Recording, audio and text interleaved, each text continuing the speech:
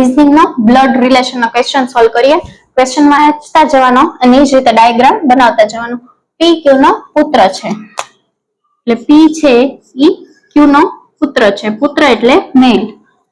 મેલ હોય ત્યાં એમ લખતા જવાનું અને ફિમેલ હોય તો આવી રીતે કાઉન્સ નાનું એવું કરી અને એફ લખતા જવાનું, એટલે તમને ખબર પડે. ક્યુ આર નો ભાઈ છે, એટલે ક્યુ છે ઈ ભાઈ છે કોનો? આર નો.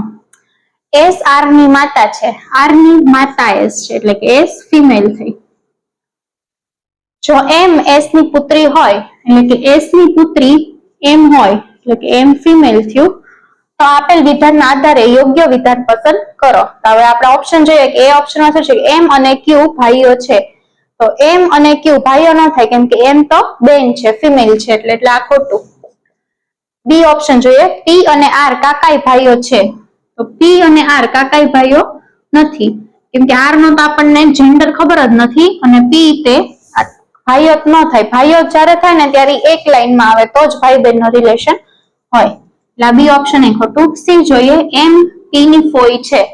તો એમ છે એ પી ની ફઈ છે, તો એમ પી ની ફઈ થાય, કેમ કે પી ક્યુ નો પુત્ર એમ છે અને પી ના પપ્પા ક્યુ છે ને ક્યુ ની બેન એમ, એટલે કે એમ ફઈ થાય.